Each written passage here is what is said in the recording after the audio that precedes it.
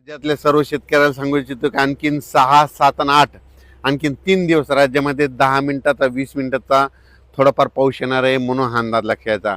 खूप काय मोठा नसणार आहे म्हणून हा राज्यातल्या सर्व शेतकऱ्यांना लक्षात यायचा. त्याच्यानंतर 7-8 तारखेच्या नंतर चांगलं हवामान कोरडं होईल, पण तरी पण स्थानिक वातावरण तयार होऊन थोडाफार पाऊस येणार आहे म्हणून हा अंदाज सर्व शेतकऱ्यांना लक्षात यायचा. राज्यात शेतकऱ्याला सांगू इच्छितो की ज्यांना शेतीची कामे करायची असेल तर तुम्ही काय करा, ह्या म्हणजे आता 8 तारखेपासून 8 ऑगस्टपासून हवामान कोरडं होईल. काही काही भागात ठिकठिकाणी सूर्यदर्शन होईल, कोरडं होईल म्हणून हा अंदाज लक्षात यायचा आणि आपण आपल्या शेतीची कामे करायची. त्याच्यानंतर राज्यामध्ये 15 ऑगस्ट नंतर परत राज्यामध्ये पुन्हा पाऊस सक्रिय होणार आहे, पण ते पाऊस काय होणार आहे विदर्भाकडे असणार आहे. विदर्भात म्हणजे कुठं, विदर्भामध्ये वर्धा, नागपूर, भंडारा, गोंदिया, चंद्रपूर, यवतमाळ, गडचिरोली तिकडल्या पट्ट्यामध्ये राहणार आहे. म्हणजे पूर्व विदर्भामध्ये ते पाऊस असणार आहे म्हणून अंदाज तो सर्व शेतकऱ्यांना लक्षात यायचा.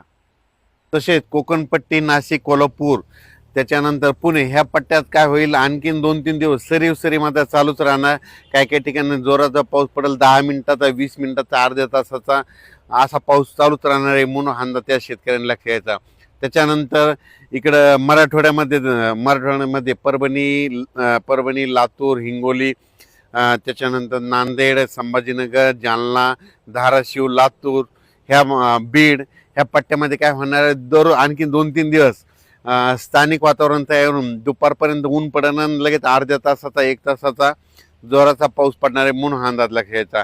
त्याच्यानंतर उत्तर महाराष्ट्राकडे काय होईल, अशा सरी नाशिक जिल्हा, नंदुरबार, धुळे, जळगाव तिकडे देखील काय होईल, दुपारपर्यंत अशा सरी चालूच राहतील आणि त्याच्यानंतर दुपारनंतर ऊन पडल्याच्यानंतर पुन्हा अर्ध्या 1 तासाचा पाऊस जोराचा पडणार पुन्हा हा अंदाज लक्षात.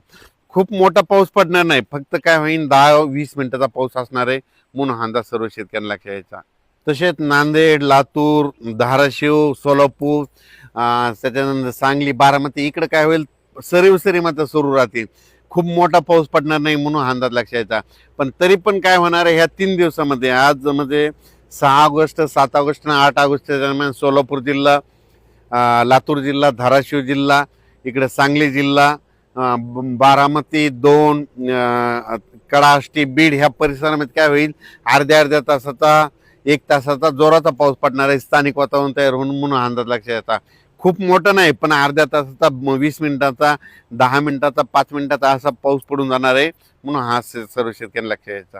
सोशल मीडियामधून असं ऐकण्यात येतं की सप्टेंबर-ऑक्टोबरमध्ये पाऊस कमी पडणार आहे, पण सर्व शेतकऱ्याला सांगू इच्छितो की सप्टेंबर-ऑक्टोबर मध्ये परतीचा पाऊस जोराचा पडणार आहे, धुमाकूळ घालणार आहे म्हणून हा अंदाज सर्व शेतकऱ्यांना लक्षात यायचा.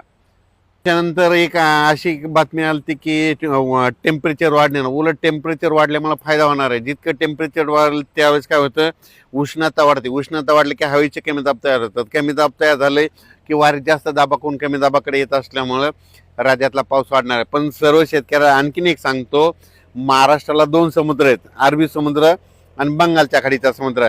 अरबी समुद्रामधून जरी काही भागामध्ये पाऊस नाही पडला तर तुम्हाला सांगतो 20 सप्टेंबर नंतर काय होतं की बंगालच्या खाडीमधून पाऊस येतो आणि त्या शेतकऱ्याची हरभऱ्याची, ज्वारीची पेरणी करून टाकतो.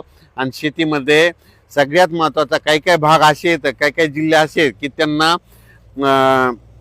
बंगालच्या खाडीचा म्हणजे याचा पाऊस चांगला पडतो, परतीचा पाऊस जास्त पडतो. मग त्याच्यामध्ये जिल्हे सांगतो, नांदेड जिल्हा झालं, परभणी जिल्हा झालं, धाराशिव जिल्हा झालं, त्याच्यानंतर इकडं जालना, त्याच्यानंतर इकडं अहिल्यानगर, सोलापूर जिल्हा, सांगली जिल्हा, सांगोला तालुका ह्या पट्ट्यामध्ये काय. त्याच्यानंतर मानखटाव म्हणजे एक सातारा जिल्ह्यामध्ये मानखटाव असा एक तालुका आहे, तिथं दरवर्षी पाऊस आता देखील कमी आहे. मग त्यांना पाऊस कधी पडतो तर त्यांना परतीचा पाऊसच येतो म्हणून हा अंदाज लक्षात यायचा.